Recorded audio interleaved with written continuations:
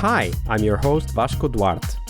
Welcome to the Scrum Master Toolbox podcast, where we share tips and tricks from Scrum Masters around the world. Every day, we bring you inspiring answers to important questions that all Scrum Masters face day after day. Hello, everybody. Welcome to our Success Thursday this week with Gonçalo Valverde. Hi, Gonçalo. Welcome back. Hi, Vasco again. Thank you for having me again in this wonderful podcast. Absolutely, Gonçalo. So on Thursdays, we talk success. And to start with, we talk about one of the tools that we most use to try to reach that successful outcome, which is, of course, the retrospective. So share with us, Gonçalo, what's your favorite retrospective format and why? Okay, I will not speak of a specific format because I tend to create retrospectives for each retro. It's a lot of work, and interestingly enough, a lot of people don't have the faintest idea that typically Scrum Masters spend something like 3 hours to do 1 hour retrospective.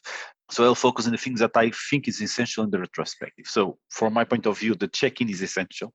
So people be fully present. Can you give an example of a check-in that you often use? It depends on the teams that I'm working with. If it's teams that they're still not comfortable using, for example, battery levels or from 1 to 5, how you are, it's a good one.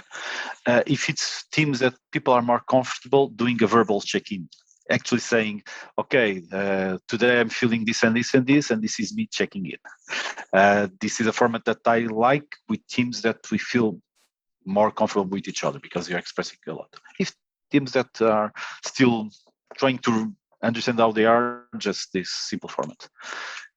Then I like to do something, especially now that we are all remote, something to put people speaking, put at ease, and to know themselves between the team a bit more.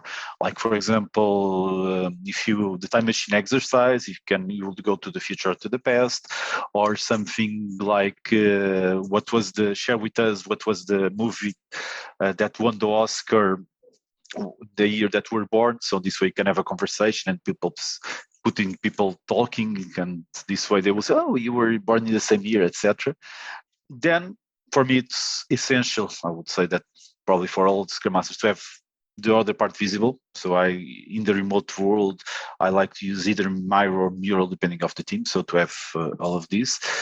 And typically, since I work with teams with more than 7 to 8 people, during the part of the divergent, when you have the diverge to find the discussion, I love to use breakout rooms. So smaller groups of people, 3 to 4, to have this discussion, either using things from Liberating Structures, typically 1 to 4 all, or Conversation Cafe, where there is a topic to discuss, there is a question, then people discuss, and they bring it back with a spokesperson. But they put also this in the board itself. Another thing that I think is essential, it's in all of these sessions, depending what we need, but in the beginning or more in the end, to have a kudos, a celebration. Because typically as a Scrum Master, we tend to focus too much in the problems and what problems that we want to address. And the challenge is that we forget to celebrate. So it's always important to celebrate. Depending on the mood of the team, I like to have the celebration, also to present what we did and to discuss a bit, or a kudos, or okay, to give kudos to other. And people like to do also that. And in the end, of course, then forcing to have a way to have something actionable, because if you have retrospectives without any kind of actions which are actionable, it will be just a nice conversation. So that is also essential to have a part of the actions to collect, and it's something that I always ask people to bring and then to decide, and also not to leave the retrospective to understand who is going to work on that, and the checkout. So I think that the core protocol of the check-in, the checkout is essential there.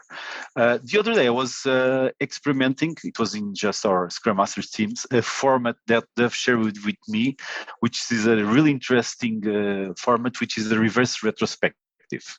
You do the retrospective in reverse.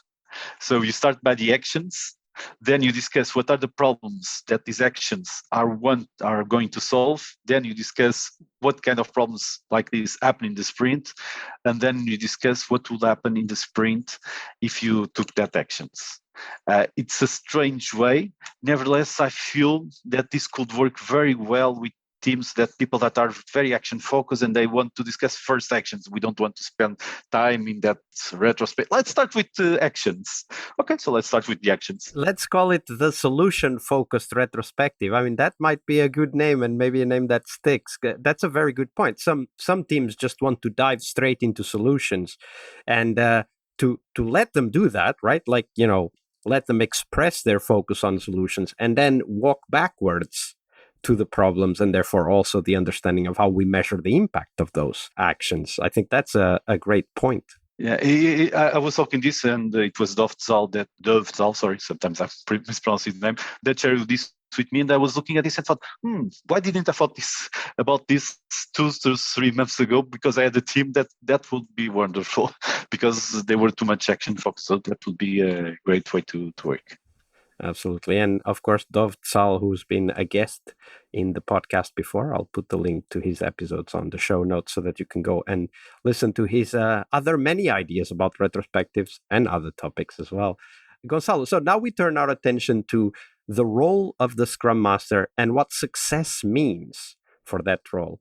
So in your own practice, how do you define success for yourself as a Scrum Master? This is always a big topic, how to measure or to define success with Scrum Master. And I like it how you ask, how do you define instead of how do you measure? Because a lot of this sometimes is gut feeling. And a lot of things that we do as a Scrum Master, especially when we're talking about a new team, you don't have a baseline to compare. Okay, so it's more a question to think, okay, if you don't have a Scrum Master, this would be what would happen. So to define the reverse.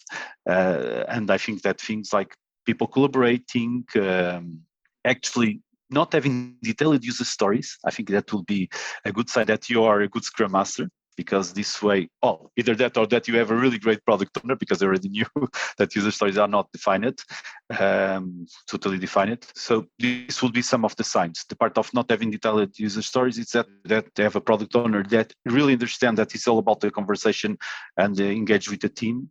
Also, that you actually have user stories.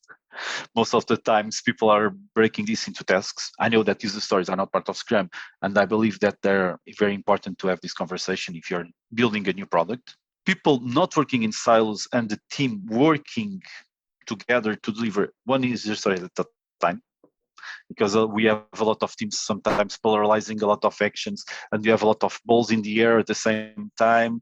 And if you need to look at all the progress and they ask you, okay, are we going to achieve the goal? And you look at, we don't have the faintest idea because we have so many things in the air. So I like the idea of people actually focusing delivering one thing or at most two, that we care about delivering things and not waste times discussing how many story points that we delivered.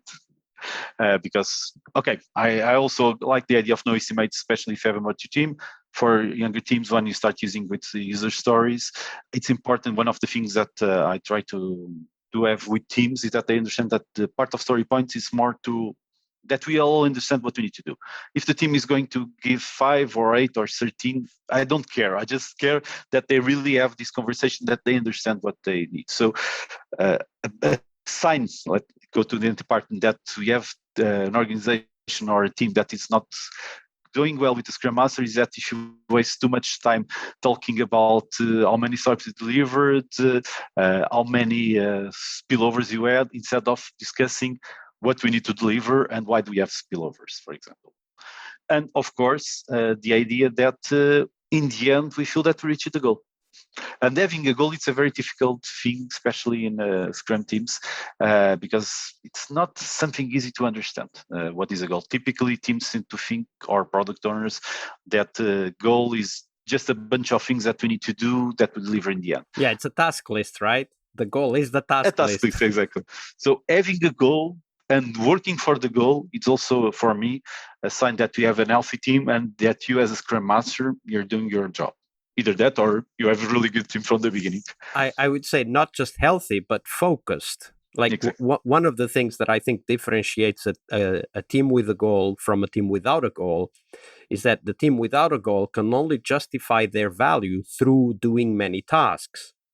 But the team with the goal can decide what tasks not to do and still reach the goal, right? So A team with a goal is focused. A team without a goal is necessarily unfocused because their value is the maximization of tasks. And as we know in software, maximizing the work done is not a great idea. In fact, the Agile Manifesto has a principle which talks about the minimizing, or rather the maximizing the work not done, minimizing the work done, focusing on the goal exactly because of that. That's a great point. And as you said, Gonçalo, not many teams know why the goal is important, or even how to create a goal that is generative, that helps them be focused. Thank you for sharing that, Gonçalo. Thank you also for the opportunity. Part of a successful Scrum Master job is to help the product owner. Tomorrow we explore that critical role in Scrum, the product owner role. Tune in to learn about product owner anti-patterns, what you can do to help the product owner, and a real-life example of what a great product owner is and what made it so. Tomorrow on our Friday Product Owner episode. See you tomorrow. We really hope you liked our show. And if you did, why not rate this podcast on Stitcher or iTunes? Share this podcast and let other Scrum Masters know about this valuable resource for their work. Remember that sharing is caring.